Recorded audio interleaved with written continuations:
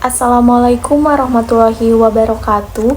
Halo semuanya, nama saya Siti Linda Mulyana dengan nomor pokok mahasiswa 104230007 program studi D3 akuntansi dari Universitas Teknologi Digital.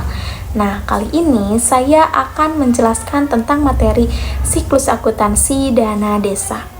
Nah, apa itu sih siklus akuntansi? Jadi, siklus akuntansi adalah rangkaian proses sistematis dalam mencatat dan melaporkan transaksi keuangan. Jadi, proses ini dimulai dari identifikasi transaksi yang terjadi di desa hingga akhirnya tersusun sebuah laporan keuangan yang bisa dipertanggungjawabkan. Ada 4 tahapan dalam siklus akuntansi dana desa. Yang pertama, tahap pencatatan. Jadi, pada tahap ini seluruh transaksi keuangan yang terjadi dicatat berdasarkan bukti transaksi seperti kwitansi, nota, dan dokumen lainnya. Terus yang kedua, tahap pengelompokan. Setelah dicatat, transaksi kemudian dikelompokkan ke dalam akun-akun tertentu dalam buku besar. Ini tujuannya untuk mengelompokkan jenis transaksi agar lebih mudah dianalisis, misalnya pada akun kas, belanja, pendapatan, dan sebagainya. Terus yang ketiga, tahap pengikhtisaran. Jadi di tahap ini dibuatlah ringkasan informasi keuangan dalam bentuk neraca, saldo, dan kertas kerja. Ini sangat membantu dalam melihat gambaran umum keuangan desa sebelum membuat laporan akhir. Nah, yang keempat, tahap pelaporan.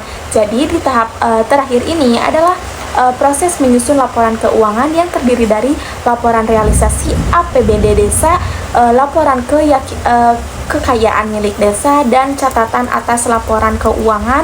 Lalu laporan ini akan menjadi bukti akuntabilitas dari seluruh pelaporan dana desa yang telah dilakukan. Nah, selanjutnya langkah-langkah umum dalam siklus akuntansi dana desa.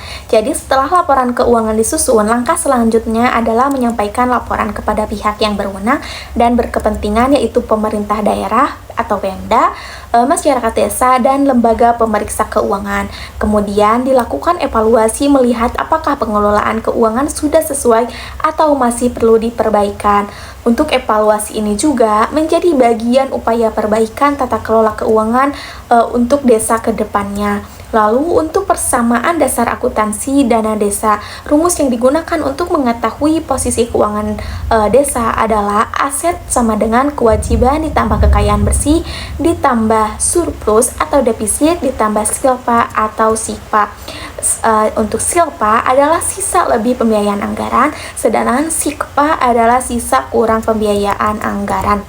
Selanjutnya, asas pengelolaan keuangan desa. Yang pertama, harus transparansi. Jadi informasi keuangan desa harus terbuka dan dapat diakses oleh masyarakat. Minimal informasi yang harus dibuka mencakup struktur APBD desa, pelaksanaan kegiatan, anggaran dan tim pelaksanaan kegiatan, laporan realisasi kegiatan yang tidak selesai, dan sisa anggaran yang tersedia. Yang kedua, harus akuntabilitas. Jadi setiap kegiatan dan penggunaan dana harus dapat dipertanggungjawabkan. Laporan juga dipertanggungjawabkan harus melalui forum masyarakat atau pertemuan warga dan secara tertulis sesuai dengan peraturan yang berlaku. Nah, untuk alur pertanggungjawaban dana desa, pengelolaan dana desa tidak bisa dilakukan sendiri oleh aparatur desa. Jadi harus keterlibatan aktif masyarakat sejak dari perencanaan hingga pertanggungjawaban. Selain itu, harus diterapkan prinsip partisipasi, yaitu masyarakat dilibatkan dalam proses musyawarah, terus juga tertib dan disiplin anggaran. Semua penerimaan dan pengeluaran harus masuk dalam APBD desa dan seluruh transaksi dilakukan melalui rekening kas desa. Tidak boleh ada dana yang dikelola secara tunai tanpa pertanggungjawaban. Mungkin sekian penjelasan tentang siklus akuntansi dana desa. Mohon maaf bila ada kesalahan. Wassalamualaikum warahmatullahi wabarakatuh.